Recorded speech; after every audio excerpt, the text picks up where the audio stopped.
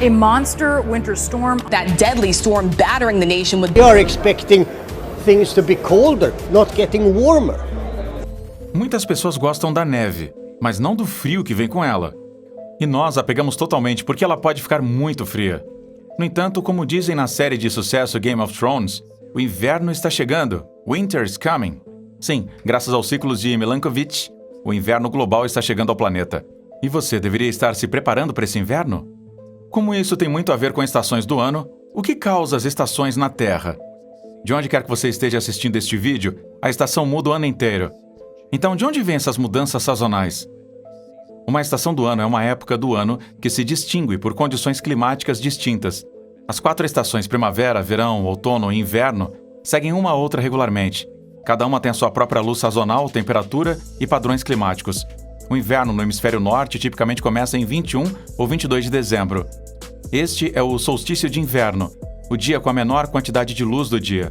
E o verão, com muito sol, começa oficialmente em 20 ou 21 de junho, o solstício de verão, que tem a maior quantidade de luz do dia do ano. A primavera e o outono começam nos equinócios, que são dias com igual quantidade de luz do dia e escuridão. O vernal ou equinócio da primavera ocorre em 20 ou 21 de março, enquanto que o outono, o equinócio, ocorre em 22 ou 23 de setembro. Curiosamente, as estações no hemisfério norte são o oposto direto daquelas no hemisfério sul. Isso significa que nossos amigos na Argentina, na Austrália, veem o inverno começando em junho. No hemisfério sul, o solstício de inverno é 20 ou 21 de junho, enquanto o solstício de verão, ou o dia mais longo do ano, sim, você adivinhou, é corretamente 21 ou 22 de dezembro. As estações têm um enorme impacto na vegetação e no crescimento das plantas. O tempo de inverno é tipicamente frio, com pouca luz do dia e crescimento limitado das plantas, criando uma tela bonita de se ver. Entretanto, na primavera, as plantas brotam, as folhas das árvores se desenrolam e as folhas, flores, florescem em uma profusão de cores que contrastam agradavelmente com o inverno. O verão é a estação mais quente, com mais luz do dia, então as plantas crescem rapidamente, mas as temperaturas caem no outono e muitas árvores perdem suas folhas.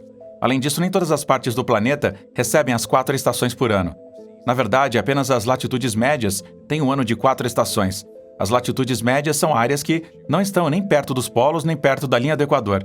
As estações diferem mais dramaticamente à medida que você viaja para o norte.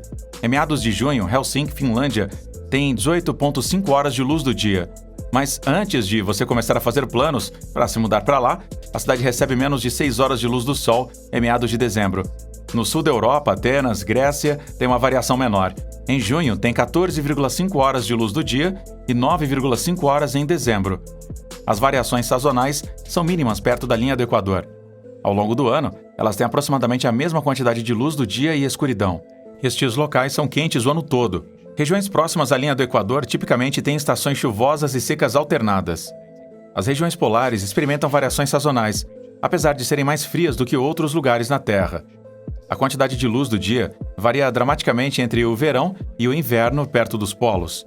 Entre meados de maio e início de agosto, é claro o dia todo em Barrow, Alaska, a cidade mais setentrional dos Estados Unidos. Entre meados de novembro e janeiro, a cidade é completamente escura. Muitas pessoas assumem que as estações ocorrem devido à órbita elíptica da Terra ao redor do Sol, com o inverno ocorrendo quando a Terra está mais distante do Sol e o verão ocorrendo quando ela está mais próxima dela. A distância do nosso planeta do Sol, no entanto, tem pouco efeito no início das estações do ano. Na verdade, a Terra está mais próxima do Sol, ou em seu periélio, ao redor do solstício de inverno no hemisfério norte, e mais distante do Sol, ou em seu apélio, ao redor do solstício de verão no hemisfério norte. As estações do ano na Terra têm uma explicação diferente. O eixo da Terra é um polo imaginário que percorre o centro do planeta de cima a baixo. A Terra gira em torno deste polo uma vez a cada 24 horas. É por isso que temos dia e noite, e é por isso que cada parte da superfície da Terra experimenta algumas de ambas. A Terra tem estações porque seu eixo não se levanta direito ou porque ele inclina. Nós estamos inclinados a um ângulo de 23,5 graus em relação ao nosso plano orbital. Esta inclinação é conhecida nos círculos científicos como obliquidade.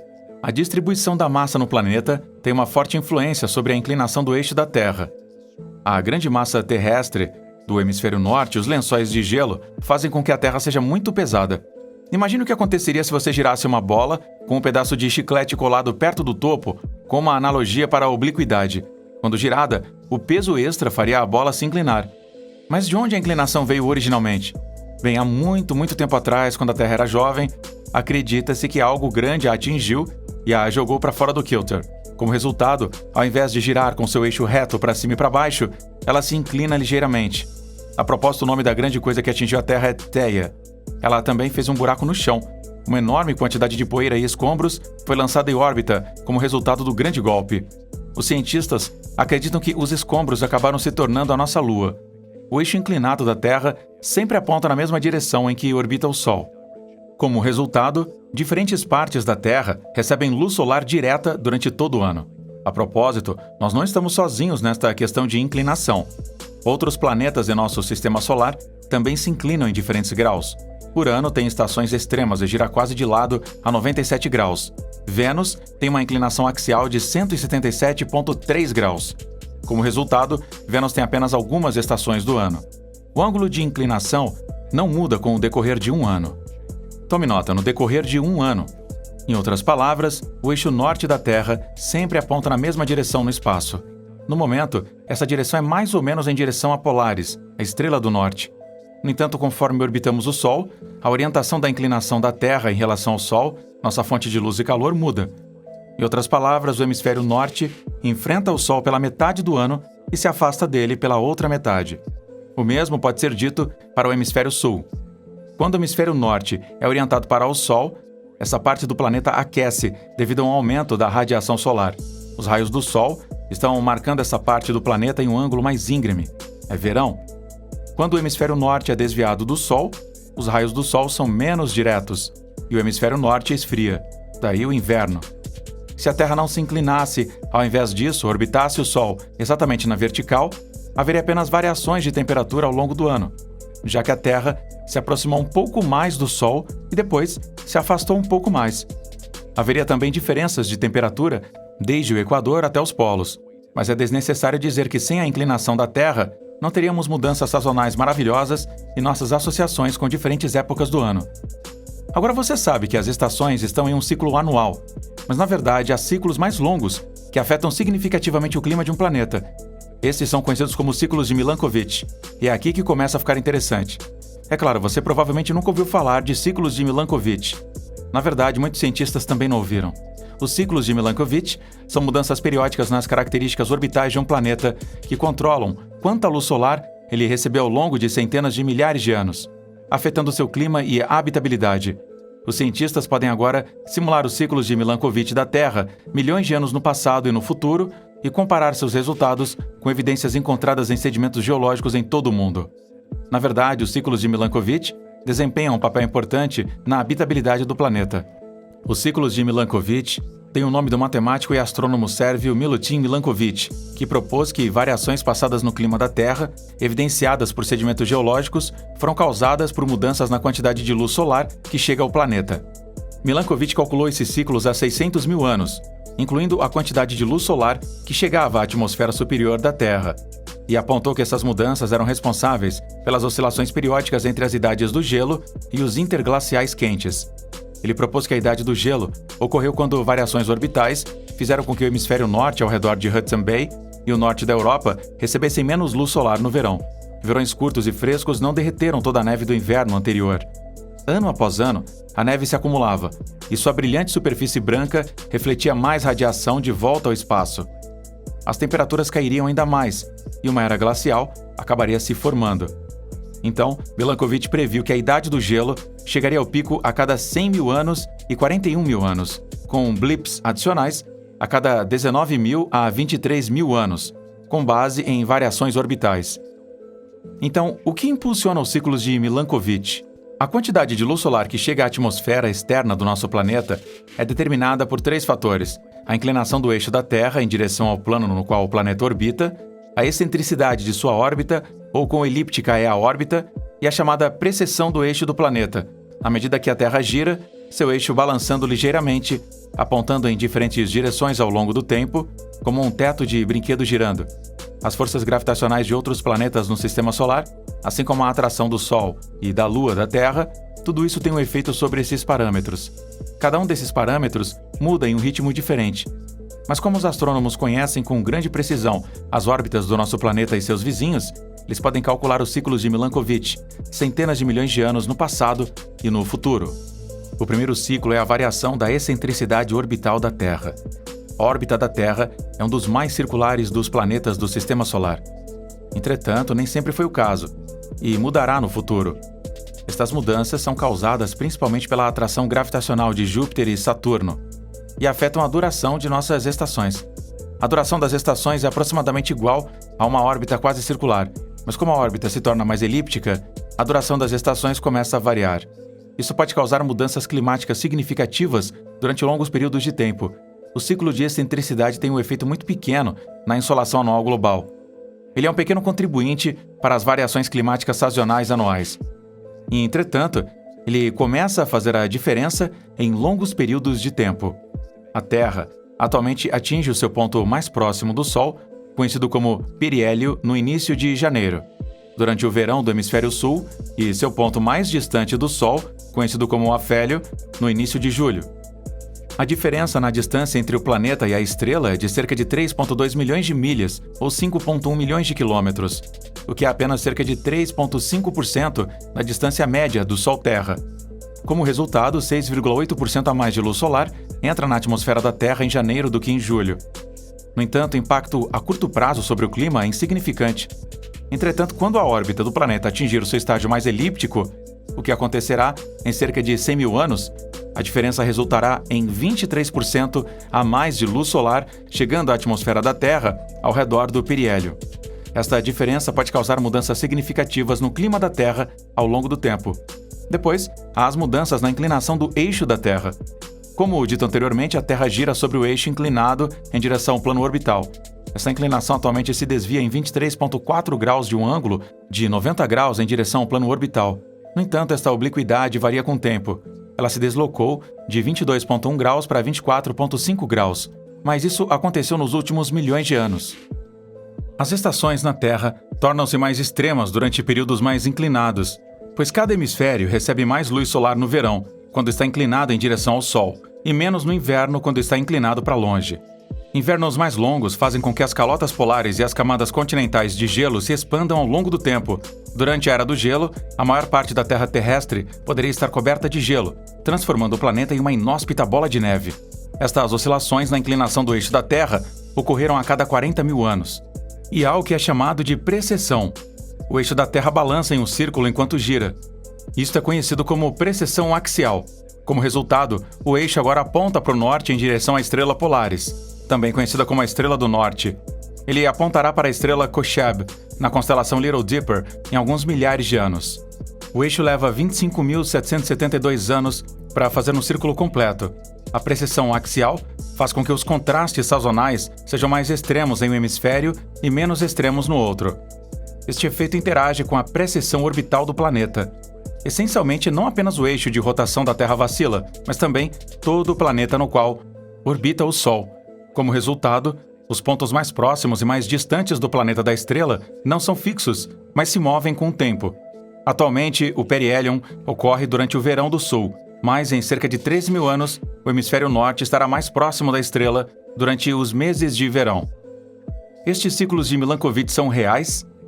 A evidência mais convincente de que os ciclos de Milankovitch governam o clima da Terra é que os cálculos astronômicos correspondem ao que os geólogos veem quando datam camadas de sedimento encontradas em áreas que uma vez formaram o leito do oceano. Os cientistas sabem que os ciclos de Milankovitch influenciaram a glaciação porque eles podem vê-la nos registros geológicos. O que eles veem? Por exemplo, há sempre um sedimento no fundo dos oceanos que se deposita lentamente. Quando há mais chuva, digamos, devido a mudanças na circulação global, haverá mais erosão e sedimentos de um certo tipo. E quando o clima torna-se mais seco, um tipo diferente de sedimento se forma. É assim que estes sedimentos ajudam a documentar a mudança climática. As escavações revelaram que a Terra passou por pelo menos 5 grandes eras glaciais nos últimos 2,4 bilhões de anos. A época do Pleistoceno, que durou 2,6 milhões a 11.700 anos atrás, viu o último pico de idade do gelo cerca de 20 mil anos atrás. As temperaturas globais eram de cerca de 10 graus Fahrenheit ou 5 graus Celsius mais fria no auge da última era glacial, quando mamutes lanosos vagueavam por vastas camadas de gelo, cobrindo a América do Norte e Eurásia.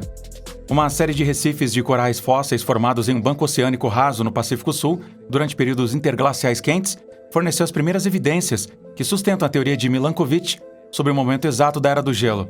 Com o progresso da Era do Gelo, mais e mais água congelou em calotas polares, baixando os níveis do oceano e expondo o recife. Quando o gelo derreteu, o oceano subiu e aqueceu, formando um novo recife. Ao mesmo tempo, o movimento das placas tectônicas móveis da Terra estava empurrando para cima da península na qual os recifes se formavam. Hoje, os recifes formam uma série visível de passos ao longo da costa de Papua Nova Guiné. Os recifes, cujas idades estavam bem definidas devido à decomposição do urânio no coral, mediam os milênios entre as idades do gelo. Eles também estabeleceram a duração máxima de cada idade glacial. Os intervalos caíram exatamente onde Milankovitch previu. Estes ciclos de Milankovitch tiveram sérios efeitos sobre a vida na Terra. Na verdade, os cientistas acreditam que a vida na Terra, como a conhecemos, só poderia ter surgido devido à natureza relativamente suave dos ciclos de Milankovitch no planeta. Russell Dietrich usa os ciclos de Milankovitch para prever a habitabilidade dos exoplanetas. Ele acredita que estar na chamada zona habitável, uma região ao redor da estrela central onde a água líquida pode existir, é insuficiente para suportar a vida em um planeta parecido com a Terra. De acordo com alguns estudos, ter fortes ciclos de Milankovitch, particularmente com grandes mudanças na obliquidade, pode, na verdade, ser benéfico para a habitabilidade. Ele tem o potencial de impedir que o planeta entre em um estado de bola de neve. Em outras pesquisas, entretanto, os cientistas descobriram o oposto. Com grandes mudanças de obliquidade, eles descobriram que camadas de gelo supergrandes poderiam se formar em Terra, que são basicamente permanentes e extremamente difíceis de remover porque introduzem a inércia térmica. Portanto, o consenso é que quanto mais pronunciados os ciclos de Milankovitch, menos habitável é um planeta. Para entender os ciclos de Milankovitch de um exoplaneta, precisamos ter medições muito precisas não apenas dos parâmetros orbitais do planeta, mas também dos parâmetros orbitais de todos os outros planetas do sistema. Isto porque os ciclos de Milankovitch são um fenômeno complexo, causado por perturbações de todos os outros planetas do sistema, assim como perturbações da estrela hospedeira e de quaisquer luas que o planeta possa ter. Além da Terra, Marte é o único planeta para o qual os cientistas têm dados suficientes para análises de seus ciclos de Milankovitch e seu impacto sobre o clima. Marte experimenta ciclos de Milankovitch muito mais extremos do que a Terra. Sua obliquidade varia muito mais do que a da Terra, e sua excentricidade varia também mais do que a da Terra. Medições de depósitos polares feitas por orbitadores que varrem o planeta vermelho revelam camadas alternadas de gelo e poeira, indicando que a temperatura nas regiões polares de Marte tem flutuado ao longo dos éons. Falando da Lua, sem a Lua, o clima muito provavelmente seria bem menos hospitaleiro para a vida. Na verdade, alguns cientistas acreditam que a vida na Terra seria impossível sem a Lua. Essa teoria foi proposta no ano 2000 pelo astrobiólogo Peter Ward e pelo biólogo evolucionista Donald Brownlee, em seu livro Hard Earth. As duas hipóteses levantaram que a Lua grande e maciça exerce um torque na protuberância equatorial da Terra, ou alargamento do planeta ao redor do Equador, o que estabiliza a precessão do eixo do planeta. Ward e Brownlee argumentaram que se a Lua não estivesse presente, o eixo da Terra oscilaria até 30 graus, resultando em flutuações climáticas muito mais pronunciadas. Apesar dos avanços na modelagem por computador, alguns mistérios permanecem sobre as mudanças climáticas da Terra e sobre os ciclos de Milankovitch. Por exemplo, de acordo com registros geológicos, o clima da Terra mudou com uma periodicidade de cerca de 100 mil anos, até 1,5 milhão de anos atrás. Estas variações corresponderiam a mudanças na excentricidade da órbita da Terra. Os sedimentos mais antigos, por outro lado, revelam um ciclo muito mais curto, de cerca de 40 mil anos, o que refletiria as mudanças na obliquidade do eixo da Terra. O que causou esta mudança abrupta é um mistério completo. Não faz sentido porque as mudanças da excentricidade são tão pequenas, e as mudanças resultantes na luz solar são tão pequenas que não esperaríamos que isso acontecesse. Isto significa que o planeta enfrentará mudanças climáticas severas no futuro. Nós tivemos um clima incrivelmente consistente nos últimos 10 mil anos. A agricultura não poderia começar até o período interglacial. A civilização humana floresceu nessa época, mas é claro, nós estamos mexendo com o clima e alterando seriamente o planalto que temos desfrutado por milênios. O que acontece com o clima nas próximas décadas pode nos preparar para uma catástrofe climática muito mais antiga. Entretanto, esse ponto no tempo não chegaria por dezenas de milhares de anos. A próxima era do gelo poderia ocorrer em 50 mil anos. Isso significa que os ciclos de Milankovitch são o bode expiatório da atual mudança climática ao invés das atividades humanas? Bem, não, por múltiplas razões. Primeiro, os ciclos de Milankovitch operam em longas escalas de tempo que variam de dezenas a centenas de milhares de anos. Em contraste, o aquecimento atual da Terra tem ocorrido em escalas de tempo que vão de décadas a séculos. Os ciclos de Milankovitch tiveram pouco efeito sobre a quantidade de energia solar absorvida pela Terra durante os últimos 150 anos. De fato, as observações de satélite da NASA mostram que a radiação solar realmente diminuiu ligeiramente nos últimos 40 anos. Em segundo lugar, os ciclos de Milankovitch são apenas um fator que pode ter contribuído para as mudanças climáticas passadas e presentes. As mudanças na extensão das camadas de gelo e do dióxido de carbono atmosférico têm desempenhado papéis importantes na condução do grau de flutuações de temperatura nos últimos vários milhões de anos, mesmo para os ciclos da Era do Gelo. A extensão das camadas de gelo, por exemplo, influencia a quantidade de energia do Sol, que chega ao espaço e, portanto, à temperatura da Terra.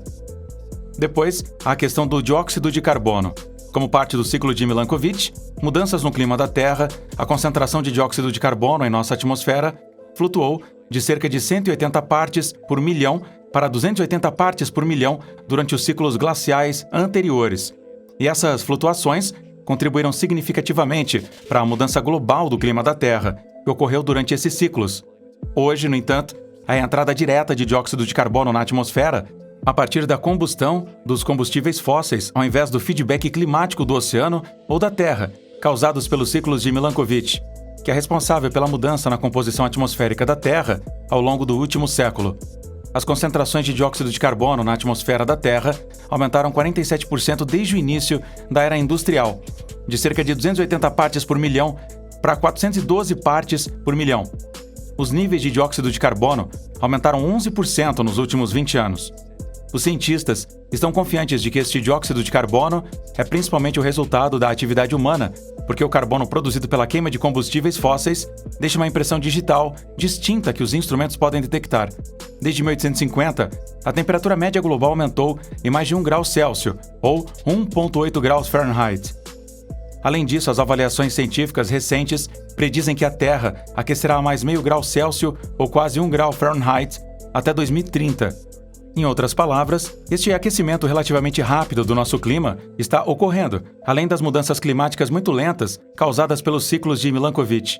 Os modelos climáticos mostram que qualquer forçamento do clima da Terra causados pelos ciclos de Milankovitch é esmagado quando a concentração de dióxido de carbono na atmosfera excede 350 partes por milhão. Desde 1750, o aquecimento causado pelos gases de efeito estufa emitidos pela combustão humana de combustíveis fósseis tem sido mais de 50 vezes maior do que o leve aquecimento extra causado pelo próprio Sol. Se o aquecimento atual na Terra for causado pelo Sol, os cientistas preveem que as temperaturas tanto na baixa atmosfera ou troposfera, quanto na próxima camada da atmosfera, a estratosfera, irão subir. Ao invés disso, observações de balões e satélites mostram que a superfície da Terra e a atmosfera inferior aqueceram enquanto a estratosfera esfriou.